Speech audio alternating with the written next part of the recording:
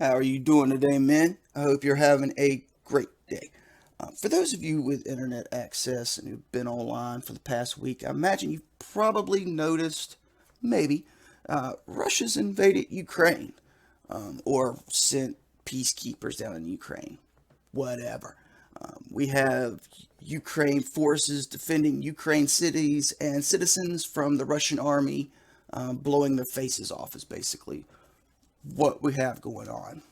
Um, so I wanted to talk about two facts from this war in Ukraine that we're seeing playing out in real time. And I want to get your feedback on it and tell me what you think. All right, so two facts I think have been very, very clear. The first one is the fog of war is very real.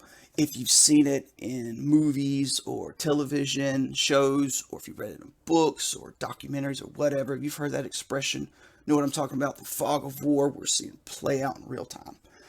By that, I mean you're seeing propaganda from all sorts of angles. This is being spun, right? You have Ukraine propaganda, you have Russian propaganda, then you have NATO propaganda, and you have US NATO propaganda. You have just propaganda from everywhere, right? One of the things I've noticed the most is we just have a ton of people on social media and on corporate news that were wrong about the invasion in the first place. They said, "Oh no, Putin's not gonna invade Ukraine. I mean, he's only putting like 200,000 forces around the border. Well, it's just for pressure." Yeah, absolutely, it was for pressure, and it's a hell of some pressure. But anyway, they were wrong, and now they're doubling down, trying to tell you what's going to happen next. And it is clear they don't know what they're talking about. But they're not going to admit to you that they were wrong and say, well, let's try to figure out what's going on. Oh no, they're going to tell you what's going on, and I just find that comical.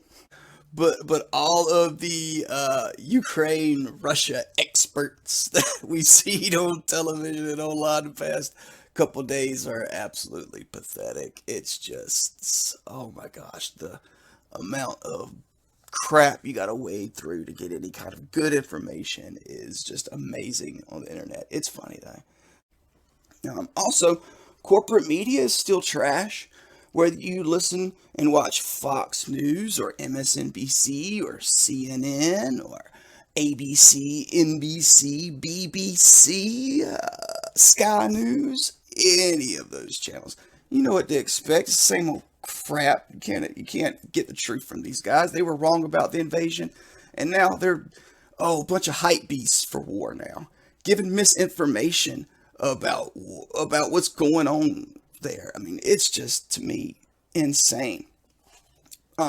We've seen people on the left and on the right side just absolutely losing their minds.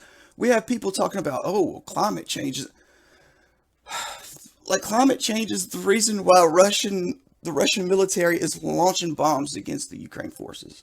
Absolutely not. It's that's insane. And then you have also other people talking about, oh, well, this isn't real. This is fake news. You have Russia saying, we're invading, sending peacekeepers to Ukraine. You have Ukraine saying, hey, please stop invading us. You have NATO saying, hey, stop invading them. You have America saying, stop invading them. And then you have Russia saying, no, we're not. We're going to de, navy them and, de-arm them. It's just insane. But then you got people like, no, it ain't happening. So, I wanted to put videos of stuff that I'm just seeing from people post online. It's clear. We're living in a social media age. This war's going to be fought in social media, and just seeing this stuff play out. You can geolocate this stuff and see the timestamp and everything that's going on. You can kind of track this stuff down and see what's going on. It's insane. And then you have people that are denying it. But anyway, that's one of the reasons why I started doing some videos on it. But it's just the fog of war is just crazy. If it's not propaganda or being spun, and you actually find legit information, real information out there, which you can find, you know how it is in wartime. It could be old by the time you actually get to where you can act on it, or where you actually read it. That could have been true at one point, but it's no longer true. There's that out there too. So the fog of war is very real, and we're actually being able to witness it, see it, and document it online for us just to know for future events. So this is one of the facts I think is just astounding to me, is just how much disinformation is out there. All right. The second fact is basically equal rights ends when shit hits the fan, basically, is what we're seeing here. Uh, Equal rights is when there's no war and everything is fine and dandy and hunky-dory and everybody's getting along somewhat, then equal rights is a thing. But as soon as the bombs start going off and some foreign army marches into your land, whoop, nope, equal rights are gone. In a bewildering crisis, the women and the children of Ukraine fleeing their country. You will not be allowed, the policeman shouts to the men on the stairwell, women and children only. Tempers fray. Back and forth go the arguments and pleas. On platform 6, a father's farewell to his infant son. What cannot be held must be let go. Until another day. Fergal Keane, BBC News, Lviv.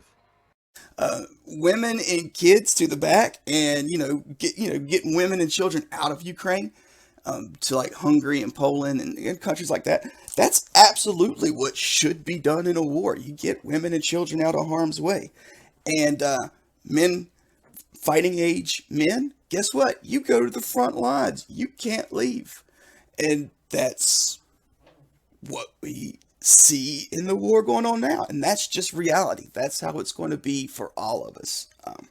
So it just became clear to me that the saying that I've always heard, you are your own first responder. It's just made so much more clear in this Ukraine war.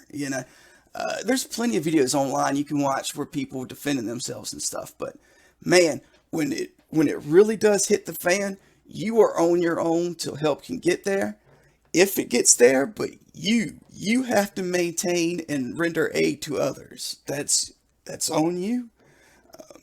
So it's important that you are always prepared and ready.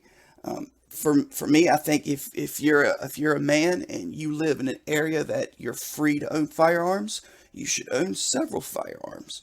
And you should be proficient with those firearms, that you can use them, you can properly maintain them, and you can shoot straight with them if you ever need to, if that time comes. Absolutely. But yeah, anyway, I don't want to take up too much of your time, guys. I just wanted to talk about two facts I think have been clear in this situation, and I want all you guys to remember that.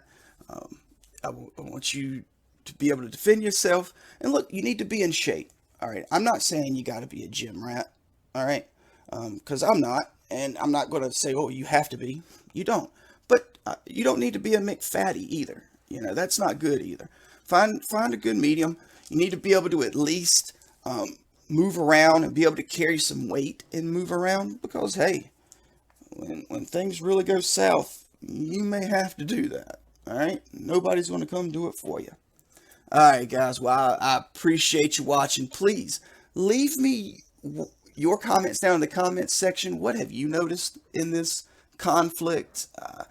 Have you noticed all the crap I've been noticing? What it really comes down to is, in the end, you have people defending their homes, and you have people trying to conquer them, and they're trying to blow each other up.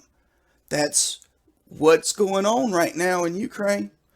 Spin it how you want, but one group defending themselves, the other group trying to blow the other people up. Anyway, I hope you guys have a good day, and good luck to you. Take care. Later.